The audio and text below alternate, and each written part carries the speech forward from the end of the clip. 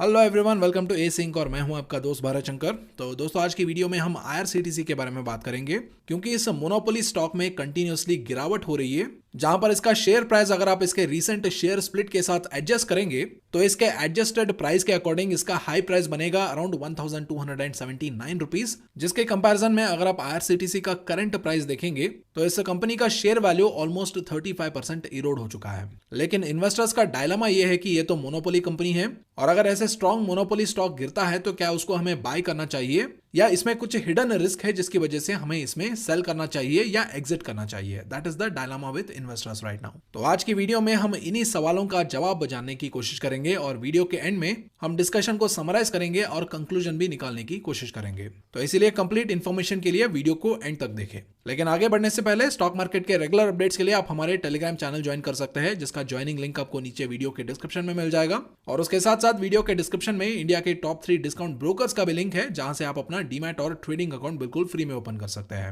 और इसके अलावा वीडियो के डिस्क्रिप्शन में आपको बहुत सारे स्टॉक मार्केट के रिलेटेड फ्री रिसोर्सेज भी मिल जाएंगे। और हाँ, आपसे एक इंपॉर्टेंट रिक्वेस्ट ये भी है कि जो भी वीडियोस यूट्यूब में अपलोड होते हैं, क्या वो वीडियो अच्छे हैं या बुरे हैं, उसको यूट्यूब एल्गोरिथम उस वीडियो पे मिलने वाले लाइक्स के आधार पे तय करता है। तो इसीलिए ऐसे क्वालिटी कंटेंट के लिए अगर आप मुझे और मेरी टीम को अप्रिशिएट करना चाहते हैं तो ये जो वीडियो के ऊपर लाइक बटन है, इसको प्रेस करके आप वीडियो को लाइक कर सकते हैं। तो चलिए अभी डिस्कशन को आगे बढ़ाते हैं और बात करते हैं आईआरसीटीसी के बारे में। जैसा कि मैंने बताया था, अभी कंपनी का जो शेयर प्राइस है वो अप टू 35% करेक्ट हो चुका है। लेकिन लॉन्ग टर्म इन्वेस्टर्स और वैल्यू इन्वेस्टर्स ऐसे मोनोपोली कंपनी में ऐसे बड़े करेक्शन देके they are bit confused whether to buy this company और सेल दिस कंपनी। और यहाँ पर इन्वेस्टर्स का कंफ्यूजन भी बहुत वैलिड है, क्योंकि ये कंपनी एक मोनोपोली कंपनी है जहां पर ऑनलाइन टिकट बुकिंग, जहां पर रेलवेज और रेलवे प्लेटफॉर्म्स पे जो भी केटरिंग होता है या जो भी पानी का बोतल बेचा जाता है, उसके सारे एक्सक्लूसिव राइट्स सिर्फ आईआरसीटीसी के पास ही है। और online railway ticket booking, catering और वाटर सर्विस में आईआरसीटीसी को छोड़ के गवर्नमेंट किसी और कंपनी को अलाउ नहीं करता है। और इस मोनोपोली कंपनी के टिकट बुकिंग सर्विस से इसको 27% ऑफ द रेवेन्यू आता है, केटरिंग सर्विस से 46% of the revenue,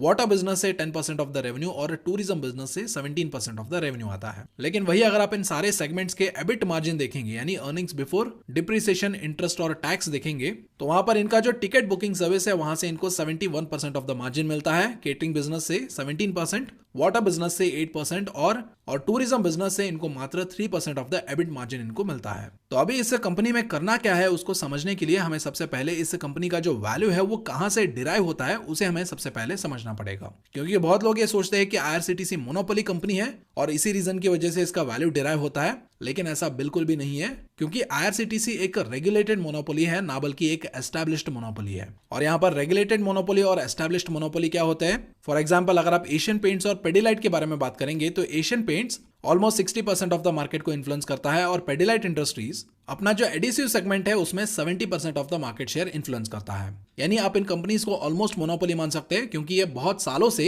in segments के ऊपर मेजॉरिटी शेयर में कब्जा करके बैठे हैं। और यहाँ पर एशियन पेंट्स और पेडिलाइट इंडस्ट्रीज एस्टैब्लिश्ड मोनोपोलीज है, क्योंकि यह मोनोपोली एस्टैब्लिश हुआ है उनके बिजनेस और उनके प्रोडक्ट की वजह से। यानी उनका बिजनेस इतना अच्छा है या उनका प्रोडक्ट इतना अच्छा है जिसकी वजह से they are able to establish a monopoly in that market. लेकिन वही रेगुलेटेड मोनोपोली में क्या होता है, जैसे कि कोल इंडिया है, आईआरसीटीसी है, उनके पास कोई खास कॉम्पिटेटिव एडवांटेज नहीं होता है in terms of a product और in terms of a business proposition. और वहां पर उनका मोनोपोली इसीलिए है क्योंकि उस मार्केट को गवर्नमेंट रेगुलेट करता है। यानी गवर्नमेंट ने कुछ ऐसा लॉ बनाया है जिसके अकॉर्डिंग प्राइवेट प्लेयर्स उस सेगमेंट में ऑपरेट नहीं कर सकते हैं। और ऐसे मोनोपोलीज होती है रेगुलेटेड मोनोपोलीज, जिनके पास कोई खास कॉम्पिटेटिव एडवांटेज नहीं होता है। The only competitive advantage they have is government is on their side and government is regulating that entire market. क्योंकि अगर प्राइवेट प्लेयर्स ऐसे सेगमेंट में आ गए तो ये जो रेगुलेटेड मोनोपोलीज है वो सारे एक साल के अंदर ही खत्म हो सकते हैं, because private players are very competent and very ownership driven, जो कि ऐसे रेगुलेटेड गवर्नमेंट मोनोपोलीज में नहीं होता है। और इसीलिए ऐसे रेगुलेटेड मोनोपोलीज जो होती है उनका असली वैल्यू डिराइव होता है ट्रस्ट के आधार पे,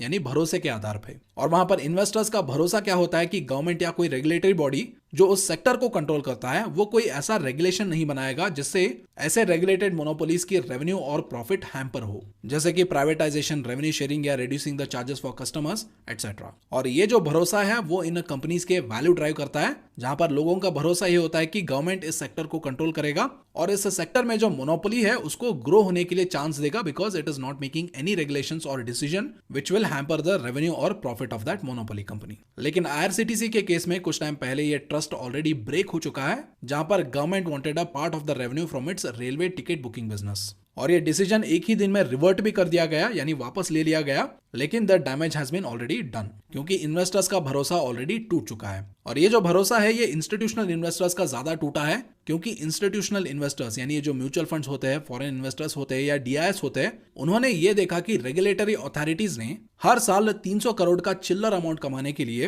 रातों रात उन्होंने अराउंड 34,000 करोड़ का वेल्थ इरोड कर दिया इन terms of market cap of IRCTC. और इस डिसीजन की वजह से जो बहुत बड़े इन्वेस्टर्स है, जो इंस्टीट्यूशनल इन्वेस्टर्स है, उनका जो लॉन्ग टर्म भरोसा था आईआरसीटीसी के ऊपर वो टूट गया। और उसके साथ साथ ऐसे जो इंस्टीट्यूशनल इन्वेस्टर्स होते हैं उनका सोर्सेस भी बहुत ज्यादा स्ट्रांग होते हैं, जहां पर ऐसे इंफॉर्मेशन का जो हिंट होता है उनको 2-3 क्वार्टर पहले ही पता चल जाता है। और इस ब्रीच ऑफ ट्रस्ट का जो इंपैक्ट है वो क्लियरली आईआरसीटीसी के शेयर होल्डिंग पैटर्न पे दिख रहा है, जहां पर शेयर्स जो है वो स्ट्रांग हैंड्स को छोड़ के वीक हैंड्स में जा रहे हैं। यानी ये जो इंस्टीट्यूशंस है और ये जो बड़े इन्वेस्टर्स है वो धीरे धीरे अपना जो शेयर्स है उनको रिटेल इन्वेस्टर्स के हाथ में थमा रहे हैं। जहां पर अगर आप देखें तो म्यूचुअल फंड्स की होल्डिंग 7.86% पीक होल्डिंग से अभी रिड्यूस होकर मात्र 0.69% हुआ है, यानी म्यूचुअल फंड्स कंटिन्यूअसली बेच रहे हैं क्वार्टर ऑन क्वार्टर बेसिस पे। डोमेस्टिक इंस्टीट्यूशंस की होल्डिंग 3.92% की पीक से अभी रिड्यूस होकर 3.05% पे आ गया है। फॉरेन इंस्टीट्यूशंस की होल्डिंग 8.38% से अभी रिड्यूस होकर 5.69% पे आ गया है। और अभी ये सारे बड़े इंस्टीट्यूशनल इन्वेस्टर्स बेच रहे हैं, तो अभी खरीद कौन रहा है?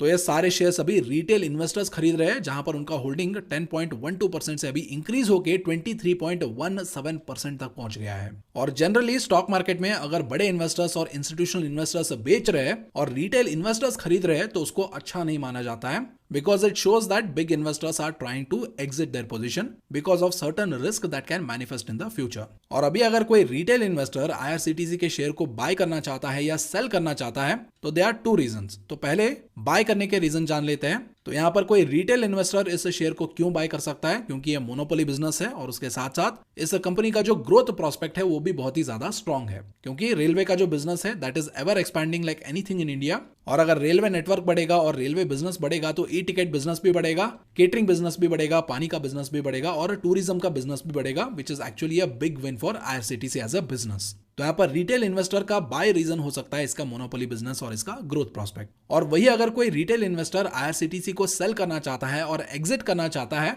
तो उसके लिए भी उसके पास 2 रीजंस है। पहला रीजन ये है कि shares are moving from strong hands to weak hands, यानी बड़े इन्वेस्टर्स अपने शेयर्स बेच रहे हैं और ये जो छोटे रिटेल इन्वेस्टर्स है वो उन शेयर्स को खरीद रहे हैं, which is generally not considered as a good sign in the stock market. और दूसरा रीजन हो सकता है रिस्क ऑफ गवर्नमेंट पॉलिसीज का, जहां पर अगर गवर्नमेंट प्राइवेटाइजेशन या रेवेन्यू शेयरिंग या कस्टमर्स के चार्जेस रिडक्शन के लिए कोई पॉलिसी बनाता है तो वो आईआरसीटीसी के फ्यूचर प्रोस्पेक्ट्स को फिर से डिस्टर्ब कर सकता है। So these are the 2 reasons because of which a retail investor can sell और exit IRCTC. So just to conclude, there is no doubt that IRCTC is a great monopoly and also the growth prospect are very strong. लेकिन as a investor अगर आपको यह भरोसा है कि आगे आने वाले फ्यूचर में गवर्नमेंट कोई ऐसा डिसीजन या कोई ऐसा पॉलिसी नहीं लाएगा जिससे आईआरसीटीसी का रेवेन्यू इंपैक्ट होगा या प्रॉफिट इंपैक्ट होगा, और उसके साथ साथ फ्यूचर में ये जो बड़े इन्वेस्टर्स है या जो इंस्टीट्यूशनल इन्वेस्टर्स है उनका भरोसा फिर से रिस्टोर होगा, अगर आपको ऐसा भरोसा है only then you can buy और होल्ड आईआरसीटीसी। अगर आपको ये भरोसा नहीं है और आपको ये लगता है कि फ्यूचर में गवर्नमेंट फिर से कोई ऐसा पॉलिसी ला सकता है जिससे आईआरसीटीसी का जो रेवेन्यू है या प्रॉफिट है वो डिस्टर्ब हो सकते हैं और ये जो इंस्टीट्यूशनल इन्वेस्टर्स है उनका भरोसा रिस्टोर होने का चांस बहुत ही कम है, अगर आपको ऐसा लगता है then you should not be investing in IRCTC. और आपके ओपिनियन पे क्या आईआरसीटीसी पे लॉन्ग टर्म के लिए भरोसा किया जा सकता है या नहीं किया जा सकता है उसको कमेंट सेक्शन में जरूर बताइए। और उसके साथ साथ कमेंट सेक्शन में ये भी जरूर बताइए कि आपको क्या लगता है कि क्या फ्यूचर में गवर्नमेंट फिर से कोई ऐसा पॉलिसी लाएगा जिससे आईआरसीटीसी के शेयर प्राइस पे इंपैक्ट पड़ता है, तो उसको भी कमेंट सेक्शन में जरूर बताइए। तो आई होप आज की वीडियो आपको इन्फॉर्मेटिव लगा होगा। तो चलिए मैं आपसे मिलता हूं एक और इन्फॉर्मेटिव वीडियो में, तब तक के लिए this is Bharat Shankar signing off.